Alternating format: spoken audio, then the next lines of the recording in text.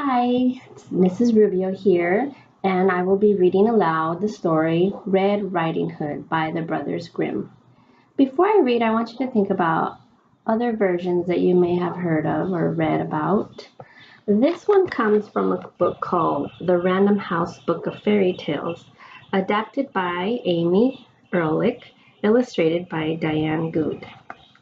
I also want you thinking about maybe perhaps cartoons or movies in reference to the story, or familiar quotes that repeat throughout the story.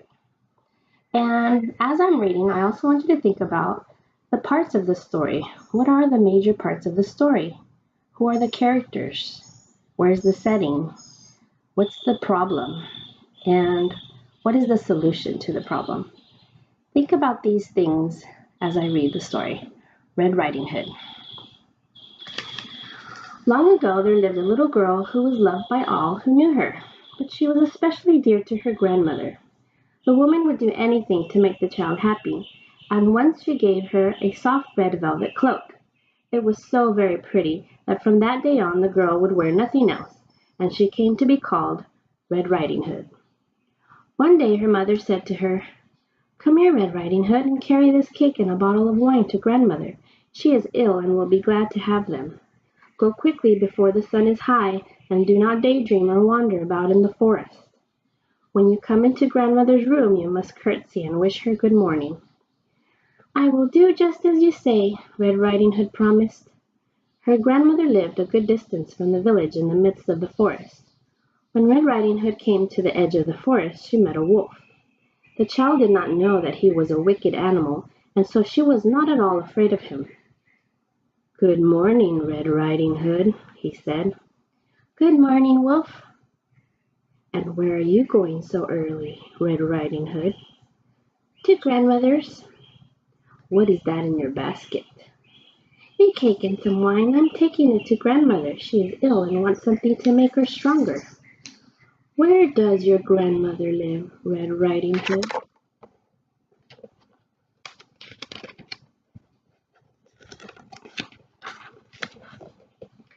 "Down this path and into the forest. Her house stands beneath a big oak tree, near a hedge of chestnuts. Surely you must know it," said Red Riding Hood.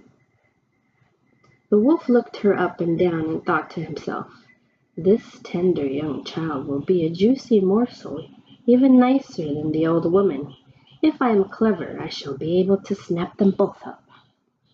He walked along with Red Riding Hood for a time. Then he said, "Look at all the flowers, Red Riding Hood. Why don't you look about you? I think you do not even hear the birds sing. You're just as solemn as if you were going to school, but everything is so gay out here in the woods."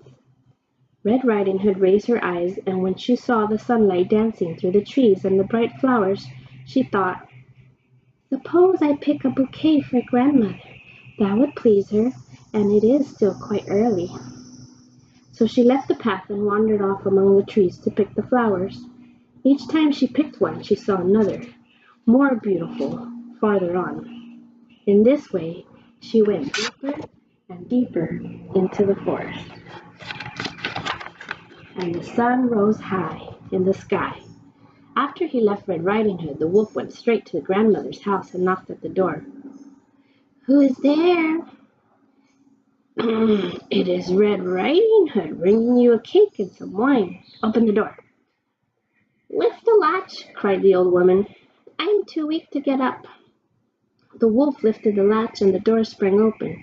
He went straight in without saying a word and ate up the old woman. Then he put on her nightgown and nightcap, climbed into the bed and drew the curtains. Red Riding Hood ran about picking flowers until she could carry no more, and then she remembered her grandmother again. When she got to the cottage, she was astonished to find the door open, and when she went into the room, everything seemed strange. She felt very frightened, but she did not know why. "Good morning, grandmother," she cried, but she heard no answer. Then she went up to the bed and drew the curtains. There lay her grandmother, but she had pulled her cap down over her face and looked very odd. "Oh, grandmother, what big ears you have," she said. "The better to hear you with, my dear." "Grandmother, what big eyes you have." the better to see you with, my dear." "What big hands you have, grandmother!" "The better to catch hold of you, my dear." "But, grandmother, what big teeth you have!" "The better to eat you with, my dear." Then the wolf sprang out of the bed, rushed at Little Red Riding Hood, and devoured her in one mouthful. With his belly full, the wolf went back to bed, and soon he was snoring loudly. Some time later a huntsman passed by the house and heard a fearful racket. "How loudly the old woman is snoring," he thought. "I must see if there's something the matter with her." So he went inside and up to the bed, where he found the wolf fast asleep. "Is it really you, you old rascal?" he said. "Long enough have I sought you." He raised up his gun to shoot, then suddenly thought that perhaps the wolf had eaten up the old lady. She might still be saved.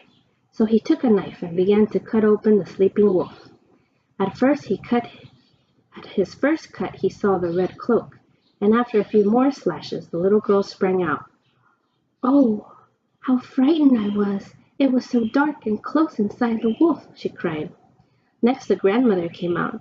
She was still alive, but hardly able to breathe. The huntsman told Red Riding Hood to bring some big stones.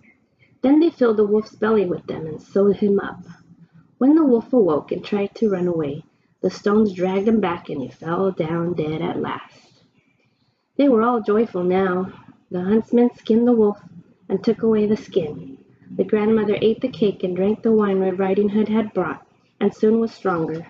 And as for Red Riding Hood, she knew now that she must listen to her mother and never wander off in the forest again. Well, I hope you enjoyed Red Riding Hood and you had a chance to think about other versions of the story and how they might be different or similar.